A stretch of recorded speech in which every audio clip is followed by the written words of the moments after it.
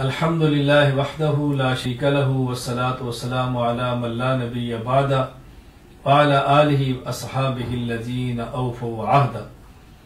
اللہ کے رسول صلی اللہ علیہ وسلم نے مومن کو ہدایات دی ہیں، زندگی گزارنے کا طریقہ بتایا ہے اور صلحاء اور نیک لوگوں کی صحبت میں بیٹھنے کا حکم دیا ہے۔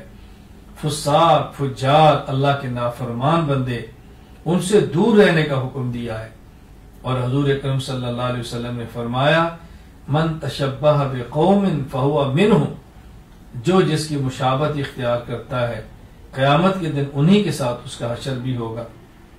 ہمیں اس بات کا اہتمام کرنا ہے، وہ کام کریں جو صلحاء کے ہیں، اولیاء کے ہیں، اللہ کے نیک بندوں کے ہیں۔ وہ کام کریں جو اللہ کی رحمت، اللہ کی محبت کو کھینچ لیں، اور ان کاموں سے بچیں جو فساق کے، فجار کے، اللہ کے نافرمانوں کے ہیں، جو اللہ کی لعنت اور اللہ کے غضب کو کھینچے۔ ان اعمال سے بچیں۔ ایک بہت بڑا عمل جو اللہ کی ناراضگی کو کھینچتا ہے وہ ہے 31 دسمبر گزارتے ہیں، آگے 1 جنوری شروع ہوتا ہے، درمیان کی جو رات آتی ہے نیو ایئر نائٹ کے نام سے اس رات کو منایا جاتا ہے، نئے سال کی پہلی رات۔ اللہ اکبر! وہ خرافات، وہ گناہ، وہ لعنت کی چیزیں اس کے اندر ہوتی ہیں، اللہ تعالیٰ محفوظ فرمائے، انسان کو سنتے بھی شرم آتی ہے۔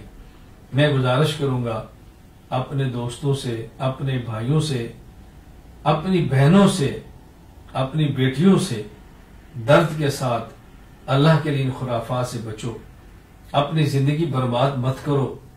یہ زندگی بہت مختصر ہے، اصل زندگی موت کے بعد کی ہے۔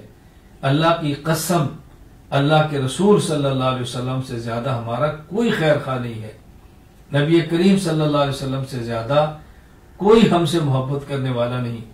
آپ تڑپے اس امت کے لیے، روئے اس امت کے لیے، رسول اللہ صلی اللہ علیہ وسلم کی ہدایات کو سمجھیں ہم۔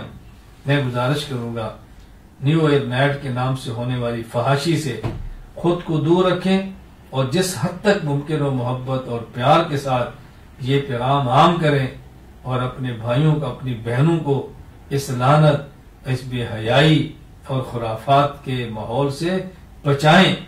اللہ تعالیٰ مجھے اور آپ سب کو اپنے دین کی مقبول خدمت کے لیے قبول فرما لے۔